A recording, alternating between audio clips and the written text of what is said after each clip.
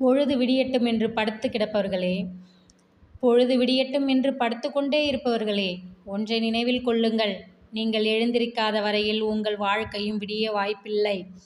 இந்த ஒரு வரி நாம் வாழும் வாழ்க்கையின் முழு தத்துவத்தையும் மிக எளிய மொழியில் எடுத்துரைக்கும் ஒரு நவீன தத்துவம்.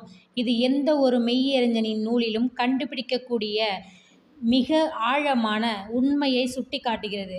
வாழ்க்கையை எதிர்கொள்வதற்கான ஆற்றல் நம் மனதின் நிலைமையை பொறுத்து என்பதை எடுத்துக்காட்டும் வார்த்தைகள் இவை. விழிப்புணர்வுக்கு முதல் படி பொறுப்பு. அனைத்து மனிதர்களும் உறங்க வேண்டும். ஆனால் உணர்வுபூர்வமாகவும் கடமையுணர்வோடும் உயிரோட்டமாய் வாழ்ந்து கொண்டிருக்கும் மனிதன் மட்டும்தான் வாழ்க்கையை விடிய வைக்கும். ஒவ்வொரு நாளும் நம் வாழ்க்கையில் ஒரு புதிய பொழுது. ஆனால் அந்த புதிய பொழுதை உணர மனது விழிக்க வேண்டும்.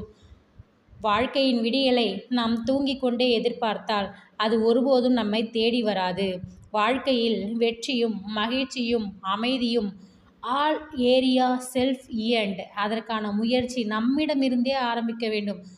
ஒரு நிலை தொழிலாளி, ஒரு கனவுகளோடு ஓடும் மாணவன், குடும்ப சுமைகளை தாங்கும் ஒரு தாய்மகள், இவர்கள் எல்லோருமே விடியலுக்காக வழியை தாங்களே அமைக்கிறார்கள். வாழ்க்கையின் விடியல் உழைப்பு, விழிப்பு, முயற்சி. வாழ்க்கையின் எல்லா தருணங்களிலும் நாம் செய்ய வேண்டியது ஒன்றே ஒன்றுதான், விழிக்க வேண்டும். விழிக்கின்ற தருணமே நாம் பொறுப்பெடுக்கும் தருணமாகும். பலர் சொல்வது போல் நாளை ஒரு நாள் நல்ல நாளாக வரும் என்ற நம்பிக்கையோடு சோஃபாவில் உட்கார்ந்து காத்திருக்க முடியாது. அந்த நல்ல நாளை நாமே உருவாக்க வேண்டும். ஒரு பொழுது விடிய வேண்டுமென்றால் சூரியனை வரவேற்க வேண்டும். ஒரு வெற்றி விழாவை காண வேண்டுமென்றால் தோல்விகளுக்கு இடம் கொடுக்காமல் முன்னேற வேண்டும். நாம் செய்யும் ஒவ்வொரு சிறிய செயலும் ஒரு சூரிய உதயமாக இருக்க முடியும். நம் மனதிலும் நம் வாழ்க்கையிலும். காலத்தை வீணாக்காதீர்கள். நேரம் என்பது நம்மை காத்திருக்காது, நமக்காக காத்திருக்காது. ஒருவருடைய வாழ்க்கை தோல்வி அடைவது அவருடைய திறமையின்மை காரணமாக அல்ல, அவர் நேரத்தை முறையாக பயன்படுத்தவில்லை என்பதே உண்மை. நேரம் என்பது ஒரு அரிய வரப்பிரசாதம்.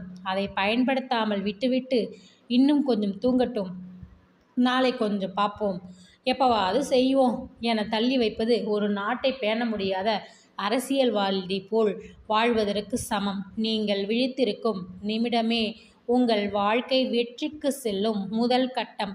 முயற்சியே வாழ்க்கையின் எழுச்சி.